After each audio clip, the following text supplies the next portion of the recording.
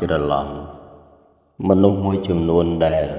រីករាយជ្រះថ្លានៅក្នុងការប្រដូចព្រះពុទ្ធទៅជាបុគ្គលផ្សេងក្រៅអំពីមនុស្សគេបានដកស្រង់ឃ្លាមួយ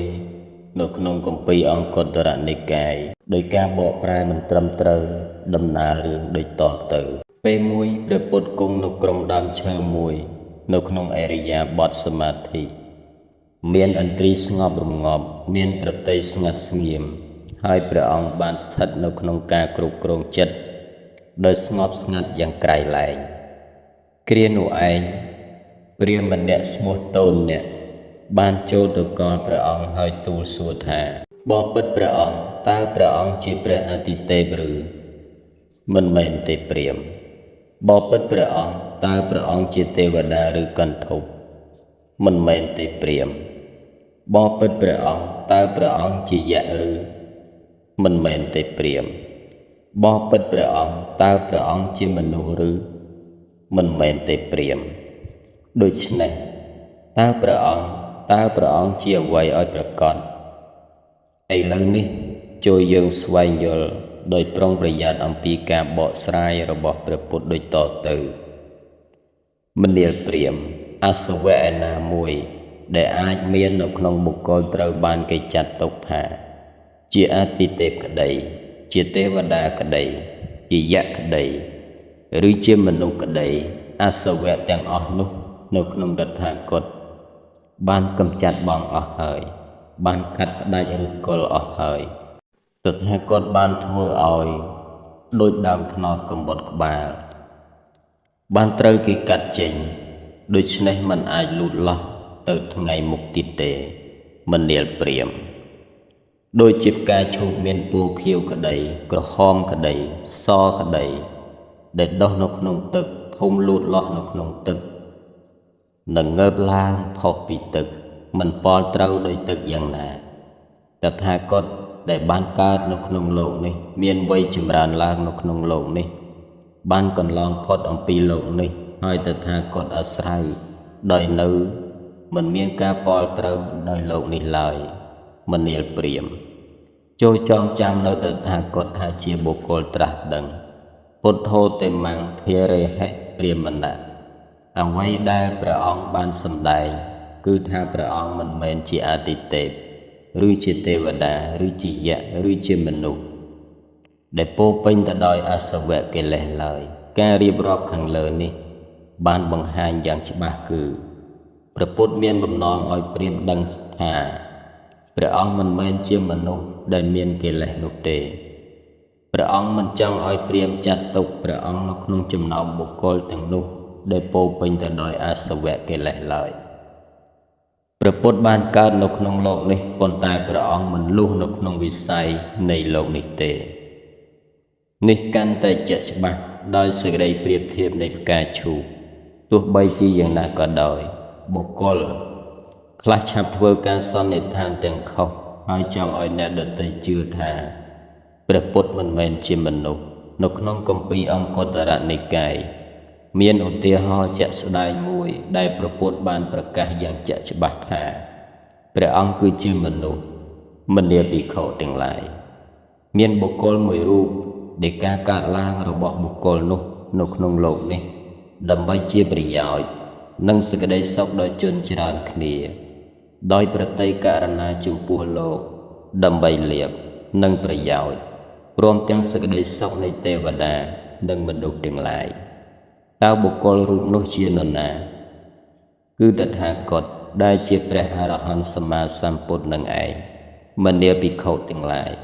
បុគ្គលមួយរូបដែលកើតឡើងនៅក្នុងโลกនេះគឺជាបុគ្គលដ៏អស្ចារ្យ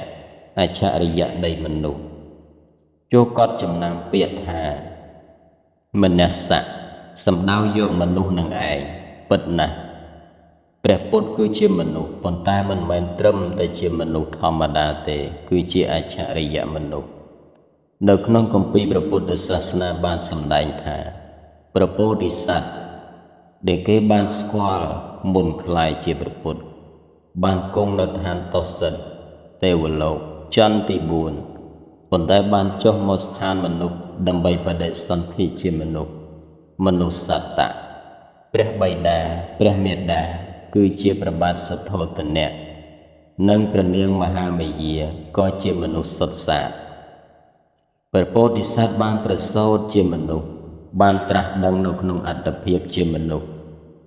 ចុងក្រោយបានបរិនិព្វាននៅក្នុងអត្តភាពជាមនុស្សទោះបីបន្ទាប់ពីព្រះអង្គបានត្រាស់ដឹងនៅសម្មាសម្ពុទ្ធញ្ញាណព្រះអង្គមិនបានហៅខ្លួនព្រះអង្គថាជាអតិទេពឬជាព្រហ្មឬជាបុគ្គលដែលហួសវិស័យនៃធម្មជាតិឡើយប៉ុន្តែព្រះអង្គគឺជាអច្ឆរិយមនុស្សសាសនាហិណ្ឌូដែលស្ទាត់ជំនាញនៅក្នុងគម្ពីរវេទៈនិងវេតៈបាននិយាយថាព្រះពុទ្ធសាសនាជាពន្លកនៃហិណ្ឌូសាសនាហើយបានឈានដល់ចំណុចមួយដែលហៅថាព្រះពុទ្ធហិណ្ឌូទៀតផងលោកបានសរសេរថាព្រះពុទ្ធមិនបានគិតថាព្រះអង្គកំពុងប្រកាសនៅហិណ្ឌូសាសនាថ្មីព្រះអង្គបានប្រសូតចម្រើនវ័យនិងបរិនិព្វានជាអ្នកកាន់សាសនាហិណ្ឌូព្រះអង្គបានសម្ដែងឡើងវិញជាមួយនឹងវិធីសាស្ត្រថ្មីនៅលទ្ធិបុរាណនៃវប្បធម៌ដ៏រុងរឿងរបស់ហិណ្ឌូអារ្យប៉ុន្តែព្រះពុទ្ធផ្ទាល់បានប្រកាសសម្ដែងថាការបង្រៀនរបស់ព្រះអង្គគឺជាការបើកបង្ហាញនូវសច្ចធម៌ដែលបានរកឃើញដោយព្រះអង្គឯងមិនត្រូវបានមនុស្សនៅក្នុងសម័យនេះស្គាល់ឡើយហើយក៏មិនមែនជាមរតកប្រពៃណីមកពីបុរាណដែរដូច្នេះនៅក្នុងបឋមទេសនារបស់ព្រះអង្គផ្អែកលើអរិយសច្ចៈ4ទ្រង់សម្ដែងថាមនាលភិក្ខុទាំងឡាយដោយការពិចារណាបែបនេះគឺជាទុក្ខអរិយសច្ចៈនេះគឺជាទុក្ខសមុទយអរិយសច្ចៈនេះគឺជាទុក្ខនិរោធអរិយសច្ចៈនេះគឺជាទុក្ខនិរោធគាមនីបដិបទាអរិយសច្ចៈពេលនោះចក្ខុបានកើតឡើងហើយវិជ្ជាបានកើតឡើងហើយបញ្ញាបានកើតឡើងហើយ